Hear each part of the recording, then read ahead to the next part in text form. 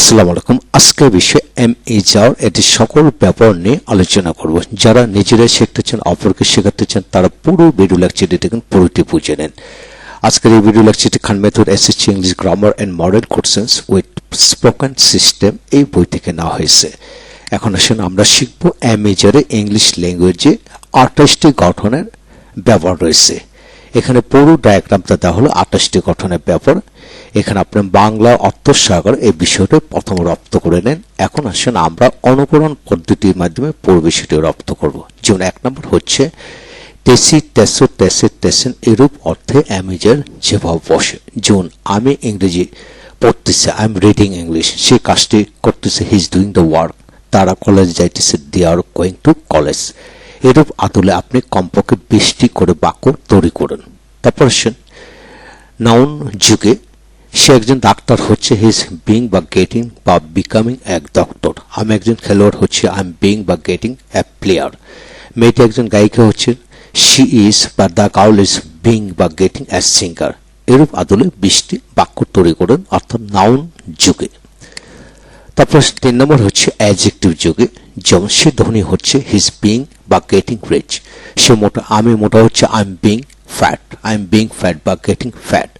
এভাবে 20টি করে অ্যাডজেক্টিভ দিয়ে বাক্য তৈরি করুন, তাহলে পুরো 20টি রপ্ত হবে। এখন সে কাজটি করা হচ্ছে, এটা ভার্বের থার্ড ফর্ম মানে passive sense. The work is being done, the work is being done. আপনি অপোনেন্ট হচ্ছেন, আমি অপোনেন্ট হচ্ছে, I am being insulted, I am being insulted. তারা নিমন্ত্রিত হচ্ছে, দে আর বিং ইনভাইটেড। এভাবে এরূপ আদলে 20টি করে বাক্য তৈরি করুন। তারপর আসেন এখানে আসেন যে আমাকে কাজটি করতে হচ্ছে, অর্থাৎ বাধ্যতামূলক, I am being two do the work. আমাকে হচ্ছে, আই এম বিং করতে, টু ডু দ্য ওয়ার্ক কাজটি। আমাকে তাকে ঢাকা যেতে হচ্ছে, he is being to go to Dhaka. অর্থাৎ এরূপ আদলে কমপক্ষে 20টি করে বাক্য তৈরি করুন। তারপর আসেন তাকে মোটা হতে হচ্ছে, এরূপ বাধ্যতামূলক বাক্য, যে অ্যাডজেক্টিভ বা ভার্বের থার্ড ফর্ম দিয়ে বাক্য তৈরি করুন। He is being to be rich, he is being to be rich. তাকে মোটা হতে হচ্ছে, আমাকে ধনী হতে হচ্ছে, he is being to be rich. আমাকে মোটা হতে হচ্ছে, I am being to be fat. মেয়েটি সুন্দর হতে হচ্ছে, the girl is being to be beautiful. এই জাতীয় বাক্যের আদলে 20টি করে বাক্য তৈরি করুন। এখন দ্বিতীয় নিয়ম হচ্ছে হই, হও, হন, সেটা সাইলেন্ট থাকবে, উচ্চারিত হবে না। যেমন আমি একজন ছাত্র, অর্থাৎ আমি হই একজন ছাত্র। বিষয়টা হলো এরকম, আমি হই একজন ছাত্র, মানে আমি হই মানে I M a student, I M a student, আমি একজন ছাত্র। এখানে হই কথাটা সাইলেন্ট থাকবে। তুমি হও একজন খেলোয়াড়, ইউ আর এ প্লেয়ার। সে হয় একজন লেখক, হি ইজ এ রাইটার। এরূপ আদলে নাউন যুগে 20টি করে বাক্য তৈরি করুন। তারপর অ্যাডজেক্টিভ যুগে সে ধনী, হি ইজ রিচ, মানে সে হয় ধনী, হি ইজ রিচ। আমি হই সৎ, আই এম অনেস্ট। এইভাবে 20টি বাক্য তৈরি করুন। খেয়াল রাখতে হবে নাউন অ্যাডজেক্টিভ খেয়াল করে পড়বেন। তারপর আসেন আমি একজন মেধাবী ছাত্র, আই এম এ মেরিটেড স্টুডেন্ট। এখন অ্যাডজেক্টিভ প্লাস নাউন যুগে এইভাবে বাক্য তৈরি করে পড়েন। তারপর আসেন পরবর্তী পৃষ্ঠাতে আমরা যাব, যে এখানে সে বেশ শিক্ষিত, he is educated enough, he is educated enough, সে বেশ শিক্ষিত। মেয়েটি আজ খুব ক্লান্ত, the girl is very tired today.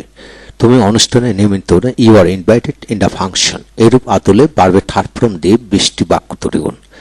তারপর আসেন সংবাদপত্র পড়া একটি ভালো অভ্যাস। To read news paper is a good habit. অর্থাৎ টু রিড মানে ইনফিনিটিভ যুগে আপনি বাক্য তৈরি করেন। যে কোনো ভার্ব দিয়ে ভার্বের পরে টু বসে এরূপ আদলে পড়া যায়। অপরকে উপদেশ দেওয়া খুব সহজ। To give advice other is very easy. এইভাবে আপনি বাক্য তৈরি করে পড়ুন। তারপর আসেন সংবাদপত্র পড়া একটি ভালো অভ্যাস। Reading newspaper is a good habit, good habit. ING যুক্ত করেও কিন্তু আপনি এইভাবে বাক্য তৈরি করতে পারেন। তারপর আসেন যে সংবাদপত্র পড়া একটি ভালো অভ্যাস ইট দিয়ে, যেমন it is a good habit to read news paper, it is a good habit to read news paper. বলা সহজ তবে করা করতে, it is easy to say, it is easy to say but difficult to do. এই এরূপ আদলে 20টি করে বাক্য তৈরি করুন।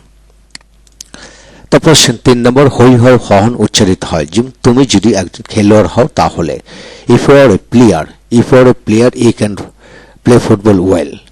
সে যদি একজন লেখক হয় তাহলে if he is a writer he can speak English properly. এইভাবে আপনি বাক্য তৈরি করুন। এর বদলে এখানে ইফ যুক্ত অনেকগুলি গঠন দেওয়া হলো, এগুলোর নিয়ম আলোকে পড়বেন ইনশাল্লাহ। তারপর আসেন হই অর্থে, যে আমাকে কাজটি করতে হয় মানে আমাকে হয় মানে আই এম করতে টু ডু কাজটি the work, I am to do the work, আমাকে কাজটি করতে হয়। তোমাকে সারাদিন কাজটি করতে হয়, you are to do the work all day long. তাকে আমাদের জন্য রান্না করতে হয়, he is to cook for us. এর বদলে 20টি 30টি 50টি করে বাক্য তৈরি করুন। তারপর আসেন চিঠিটি লেখা হয় সাবজেক্ট বস্তু যেহেতু, যেমন the letter is written, that means এটা হলো প্যাসিভ সেন্স। এখানে ইংরেজি পড়ানো হয়, English is taught here, English is taught here. এইভাবে 20টি করে বাক্য তৈরি করুন। তারপর আসেন আমাকে বিনয়ী হতে হয়, এরূপ জাতীয় ভার্বের ঠাক ফর্ম দিয়ে, যে I am to be obedient, I am to be obedient. সকাল 7টা থেকে আমাকে তৈরি হতে হয়, I am to be ready before 7 o'clock in the morning. এইভাবে 20টি করে বাক্য তৈরি করুন। তারপর আসছে অর্থে দেয়ার ইজ দেয়ার আর, যেমন আমার বাড়িতে একটি গাড়ি আছে, that is a car in our house. অর্থাৎ কোথাও কোনো কিছু আসছে, দেয়ার দিয়ে বাক্য তৈরি করতে হবে।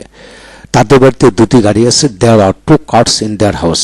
2টি থাকলে 2 হবে, একটি হলে সিঙ্গুলার, অর্থাৎ সিঙ্গুলার হলে ইজ, প্লুরাল হলে আর। এইভাবে বাক্য তৈরি করবেন।